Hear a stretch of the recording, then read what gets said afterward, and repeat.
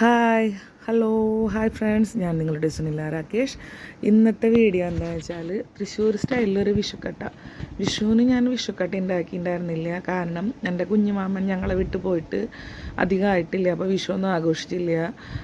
ഞങ്ങൾക്ക് അംബേദ്കർ ജയന്തി കാരണം മുടക്കായിരുന്നു. പിന്നെ ചീച്ചുവിന് വെക്കേഷനായി, രാകേഷേട്ടനും ഉണ്ണിക്കുട്ടനൊക്കെ കോളേജിലും ജോലിക്കൊക്കെ പോയി. അപ്പോൾ ഒരു ഗ്ലാസ് അരിക്ക് വിഷുക്കട്ട ഉണ്ടാക്കാമെന്നാണ് ഞാൻ വിചാരിച്ചിട്ട് എടുത്തത്. അതെടുത്ത് കഴുകാൻ പോണ നേരത്ത് രാകേഷേട്ടൻ പറഞ്ഞു രാകേഷേട്ടൻ്റെ ഫ്രണ്ടും ഭാര്യയും ചിലപ്പോൾ വരും, അപ്പോൾ കുറച്ചധികം ഉണ്ടാക്കിക്കാന്ന്. അങ്ങനെ ഞാനൊരു 1.5 ഗ്ലാസ് അരിക്കാണ് എടുത്തത്. അരിയൊക്കെ കഴുകി കുതിർത്തു, നാളികേരം ചിരകി, പാല് 1-ാം പാലും 2-ാം പാലും എടുത്തു. അപ്പോൾ ഇത് എന്താ പറയുക, നമ്മുടെ കറുത്ത ബൗളിലുള്ളത് 1-ാം പാലും മറ്റേത് 2-ാം പാലാണ് കേട്ടോ. അപ്പോൾ ഇത്രയ്ക്കാണ് വേണ്ടത് സാധനങ്ങൾ. അപ്പോൾ അരി ഞാൻ പാല് 1-ാം പാൽ എന്നാ പറയുന്നത്, 2-ാം പാൽ ഒഴിച്ച് ഒന്ന് വേവിച്ചെടുത്തു കേട്ടോ. ഒന്ന് വേവിച്ചെടുത്ത് വെന്തപ്പോൾ കുറച്ച് ജീരകം, ഒരു സ്പൂൺ ജീരകം ഇട്ട് കൊടുത്ത് ഒന്ന് നന്നായി ഇളക്കി കൊടുത്ത് ഒന്നും കൂടി വേവാനായിട്ട് വെച്ചു കേട്ടോ.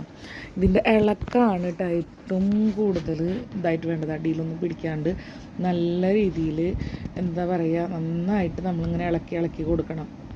ആ ഇളക്കിനനുസരിച്ചാണ് ഇതിൻ്റെ ഒരിത്. അല്ലെങ്കിൽ ഈ പറഞ്ഞ പോലെ വേറെ നമ്മൾ എണ്ണ നെയ്യൊന്നും യൂസ് ചെയ്യാത്ത കാരണം ചിലപ്പോൾ കട്ടയൊക്കെ കുത്തിപ്പോണ്ടാകും.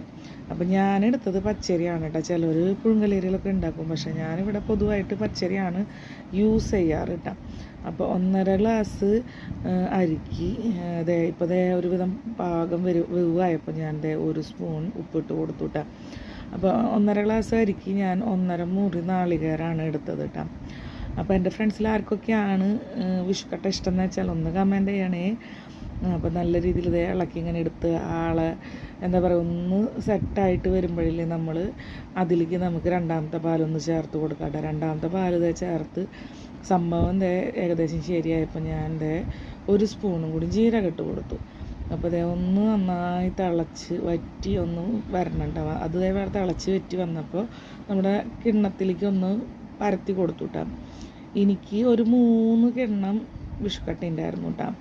അപ്പോൾ ആരൊക്കെയാണ് വിഷുവിന് വിഷുക്കട്ട ഉണ്ടാക്കിയതെന്ന് വെച്ചാൽ കമൻറ്റ് ചെയ്തോളൂ എന്ന് ഞാൻ പറഞ്ഞല്ലോ, ഒന്ന് ചെയ്തോളൂ. പിന്നെ ഞാൻ ഈ സൺഡേ ആണ് ഉണ്ടാക്കിയത് കേട്ടോ, ഈസ്റ്ററിൻ്റെ അന്ന്. എനിക്ക് 3 കിണ്ണം വിഷുക്കട്ട കിട്ടി. നല്ല ഇതിലുണ്ടായിരുന്നു, നല്ല ടേസ്റ്റി ആയിട്ടുണ്ടായിരുന്നു. ഇത് ഒന്ന് പരത്തിയിട്ട് വെച്ച് ഒരു മണിക്കൂർ കഴിഞ്ഞ് ഒന്ന് മുറിച്ചെടുത്തിട്ടുണ്ടെങ്കിൽ നല്ല ഇതായിട്ട് നമുക്ക് വിട്ട് കിട്ടും. അല്ലെങ്കിൽ നമുക്കൊന്ന് അടിയിൽ പിടിച്ച പോലെ ഇരിക്കും. അപ്പം എൻ്റെ വിഷുക്കട്ട നല്ല സൂപ്പറായിട്ടുണ്ടായിരുന്നു. അതുപോലെ ഞാൻ ഇതിലേക്ക് മാമ്പഴ പുളിശ്ശേരിയാണ് ഉണ്ടാക്കിയത്. മാമ്പഴ പുളിശ്ശേരി എന്താ ഉണ്ടാക്കിയെന്ന് വെച്ചിട്ടുണ്ടെങ്കിൽ, ഞങ്ങളുടെ വീട്ടിലൊക്കെ വിഷുവിൻ്റെ ദിവസം തറവാട്ടിലെല്ലാവരും കൂടി ഞങ്ങൾക്ക് കാലത്ത് വിഷുക്കട്ട അതുപോലെ കഴിക്കാൻ തരും. ചിലപ്പോൾ ശർക്കര പാനിയൊക്കെയാണ് ഇതിൻ്റെ കൂടെ കഴിക്കാൻ കിട്ടാറ് കേട്ടോ. എൻ്റെ കല്യാണം കഴിഞ്ഞ് രാകേഷേട്ടൻ്റെ വീട്ടിൽ പോയപ്പോൾ രാകേഷേട്ടൻ്റെ വീട്ടിൽ സാമ്പാർ കൂട്ടിയിട്ടാണ് കഴിക്കുന്നുണ്ട്. ഞങ്ങൾ മാങ്ങാക്കറിയാണ് ഉണ്ടാക്കാറ്. വിഷുവിന് കുറേ മാങ്ങ മലയാളി കടയിൽ നിന്ന് വാങ്ങിച്ച് കൊണ്ടുവന്നിട്ടുണ്ടായിരുന്നല്ലോ. അപ്പോൾ രാകേഷേട്ടന് മാമ്പഴ പുളിശ്ശേരി കഴിക്കാറ് പൂതി. അങ്ങനെ അപ്പം ഇന്ന് മാമ്പഴ പുളിശ്ശേരി ഉണ്ടാക്കി. മാമ്പഴ പുളിശ്ശേരിയുടെ വീഡിയോ ഞാൻ അടുത്തതായിട്ട് ഇടുന്നതായിരിക്കും കേട്ടോ. മാമ്പഴ പുളിശ്ശേരി മാങ്ങ ഓരോന്നായിട്ട് 4 മാങ്ങ എടുത്തിട്ടാണ് മാമ്പഴ പുളിശ്ശേരി വെച്ചേട്ടാ. കഴിച്ച് നോക്കിയപ്പോൾ നല്ല ടേസ്റ്റ് ഉണ്ടായിരുന്നു.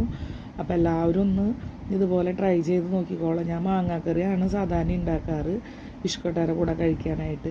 അപ്പോൾ ഈ വീഡിയോ ഇഷ്ടപ്പെട്ടാൽ ലൈക്ക് ചെയ്യുക, കമൻറ്റ് ചെയ്യുക. Thank you for watching.